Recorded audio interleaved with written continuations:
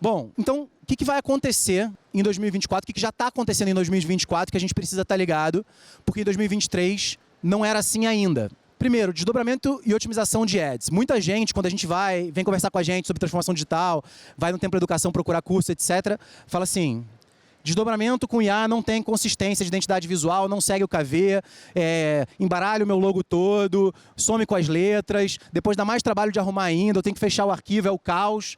Isso aqui não funciona. Fake news. Por que eu estou falando isso? Porque isso é a realidade das ferramentas do ano passado. Esse ano a gente já tem várias ferramentas que trabalham de formas distintas sobre isso. Desde as nativas, tá, até as nichadas. Muitas vezes, quando a gente fala de IA generativa, a gente pensa nos LLMs, nos grandes modelos de linguagem, no ChatGPT, no Llama, no Gemini, antigo Bard, no Claude, etc. Mas tem muitas ferramentas de nicho que integram esses motores e criam as suas próprias interfaces, e com essas interfaces criam uma maneira de tornar o caso de uso simples e fácil para quem está na ponta. Tá?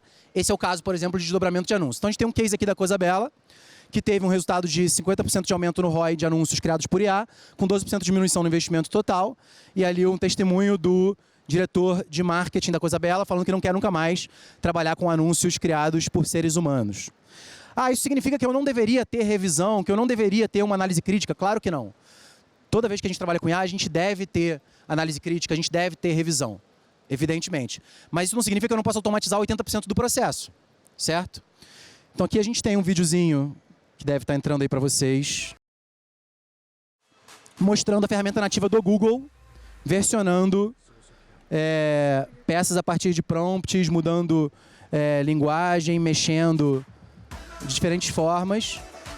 Pode ser em vídeo, pode ser em texto, pode ser em imagem.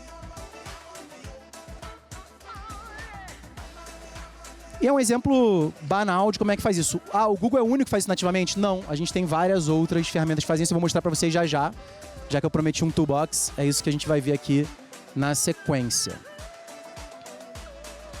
Acho que deu para pegar aqui já o espírito da coisa. Esse é aquele slide que você tira a foto para olhar depois. Então, para fazer a criação das peças, ChatGPT 4, Midjourney nas imagens e agents. O que são agents? Agents estão para o ChatGPT como os apps estão para o seu iPhone. Né? Eles são versões especializadas do ChatGPT, o Claude também tem isso, em breve todos esses grandes modelos de linguagem vão ter isso, e você pode desenvolver agents sem saber programar nenhuma linha de código, rapidamente, seguindo uma série de passo a passo, criando um bom prompt, sem nada de linguagem de programação. Tá? Para versionamento e desdobramento, as melhores ferramentas que a gente testou recentemente, claro, o Canva AI, o Tracto, que é uma ferramenta, inclusive, brasileira de alta qualidade, e o Google AI, que vocês viram aqui no vídeo.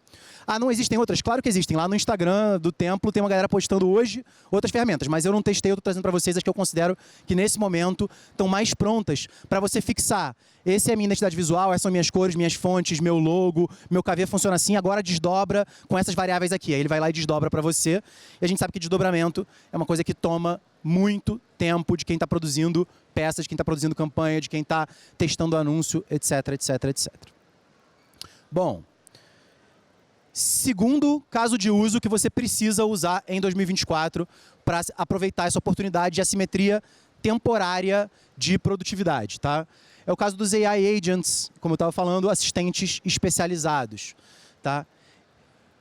E aí ele resolve esse problema aqui. Tem muita gente que vira e fala para a gente: pô, mas o que sai da IA é sempre genérico, ele não tem o tom de voz correto, ele não faz um planejamento considerando a persona que eu quero, ele não faz com o nível de complexidade que eu preciso.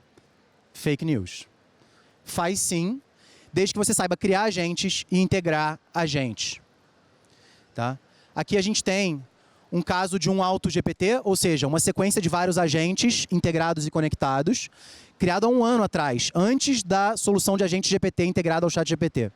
Vamos dar uma olhadinha nesse vídeo para a gente ver como é que ele fez um agente que orquestra vários outros agentes para crescer a página de LinkedIn dele. No caso, uma concessionária de automóveis. Então, ele tem um agente fazendo pesquisa na internet, selecionando os melhores casos de uso para fazer posts, ele tem um agente escrevendo posts, ele tem um agente postando e engajando em comentários, todos esses agentes orquestrados por um agente maior. Vamos dar uma olhadinha. I am planning to research the most common types of fraud that affect automotive dealerships, summarize my findings, and use them impressionante, to né? create quality posts. I am planning to use Google to research the most common types of fraud that affect automotive dealerships. Look for specific examples, make notes of Nesse caso aqui que vocês estão vendo, claro, ele programou isso em Python. Ainda não existia a solução dos GPT Agents do ChatGPT. Hoje em dia a gente já tem essa solução, assim como a do Claude, que a gente pode aplicar de forma caseira, no sentido de não precisa ter gente de tecnologia, não precisa da TI fazer. Cada um consegue fazer isso por conta própria, com um tutorial de menos de 40 minutos. Tá?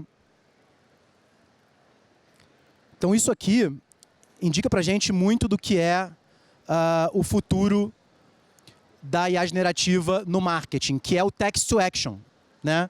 A gente viu text to text, a gente viu text to image, a gente tem visto text to video, mas agora a gente está olhando para o text to action, que é a integração de agentes especializados formando ações num processo, num workflow. Porque quando a gente fala de transformação digital para ganhar produtividade, não basta ter a tecnologia, não basta aplicar a ferramenta de forma individual. A gente precisa pensar na ferramenta, no seu caso de uso coletivo, como um workflow passo a passo. Isso muitas vezes significa repensar a forma como o processo é feito hoje. Né? Não é simplesmente pegar o processo que eu faço hoje e fazer igual na IA.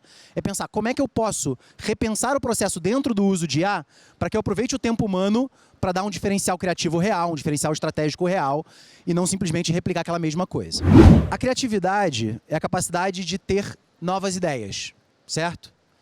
Durante muito tempo, a gente repetiu a frase: a criatividade é uma habilidade humana, essencialmente humana. Né? O ser humano é aquele que é o animal racional, capaz de desenvolver novos pensamentos, etc, etc, etc. Mas a gente já descobriu que as máquinas podem ser criativas. Né? A gente acabou de ver isso aqui. A inovação é a capacidade de ter novas ideias que geram valor. Inovação é um skill essencialmente humano. Por quê? Porque a máquina ela não sabe dizer o que tem valor e o que não tem valor. A máquina ela não é capaz de dizer para a gente se aquilo que ela criou serve ou não para o nosso propósito. Ela não faz curadoria, ela não faz análise crítica. E ela não faz isso por um motivo muito simples, ela não pensa. Ela é um modelo estatístico. Ela prevê a próxima palavra mais provável, o próximo pixel mais provável, o próximo frame mais provável, a próxima linha de código mais provável. E quando a gente faz um prompt, o que a gente está fazendo é, a gente está subtraindo universos inteiros de possibilidades e direcionando as probabilidades para aquilo que a gente quer. E é por isso que a gente não pode deixar subjetividade no prompt, a gente precisa ser óbvio. Tá? Mas inovação vai continuar sendo, por enquanto pelo menos, uma habilidade essencialmente humana. A questão é como. Como a gente agrega a habilidade humana de inovação com o que tem de melhor da inteligência artificial generativa para gerar performance, produtividade e qualidade no nosso trabalho. E a gente começa valorizando e desenvolvendo um novo skill set. Sim, ele passa por engenharia de prompts, saber como perguntar, fazer as perguntas certas é mais importante do que saber qual é a melhor ferramenta. Ele passa definitivamente por análise crítica e curadoria para ser capaz de dizer de tudo aquilo que a inteligência artificial faz, o que presta e o que não presta. E assim, verifiquem, porque a inteligência artificial ela alucina, tem um fenômeno de alucinação. Por ser estatístico, ela pode falar com convicção algo que não é verdade. Então, verifique. Colaboração e curiosidade, porque em última instância, ela não tem como substituir a possibilidade da gente buscar uma nova possibilidade. E a curiosidade que leva a gente à diversão, e a diversão que leva a gente ao flow, e é o flow que leva a gente à performance. Intraempreendedorismo, a capacidade de empreender novas ideias dentro dos nossos negócios, a capacidade de entender quais são as novas ideias que devem ser empreendidas, ainda é um skill humano. E, claro, o aprendizado para a vida toda, o aprendizado contínuo.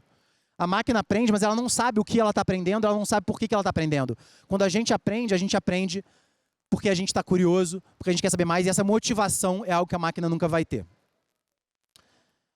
Por isso, as habilidades do século XXI não são programáveis. Não dá para a gente instalar ela com conteúdo que você ensina, bota no quadro negro e a pessoa absorve simplesmente. A gente precisa fazer isso baseado em desafios, baseado em curiosidade, baseado em prática, dando incentivos para as pessoas. Ninguém muda contra a própria vontade. Não adianta você chegar na sua empresa e falar assim para as pessoas: Galera, agora todo mundo vai ter que usar inteligência artificial. Tá, maneiro. E daí? Por que a pessoa faria isso? Por que isso é do interesse dela? Qual é a vantagem? Certo? A gente mudar é algo que é anti-intuitivo. Mudar custa mais energia do que não mudar para o nosso cérebro. E porque a gente é um ser adaptativo, a gente economiza energia. A gente evoluiu assim ao longo dos últimos milhões e milhões de anos.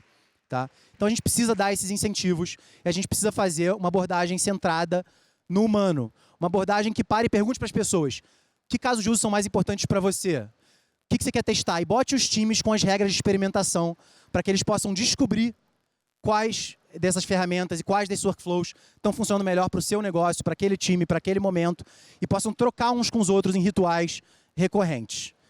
Não tem um jeito certo, não tem um jeito errado, tem só o fazer.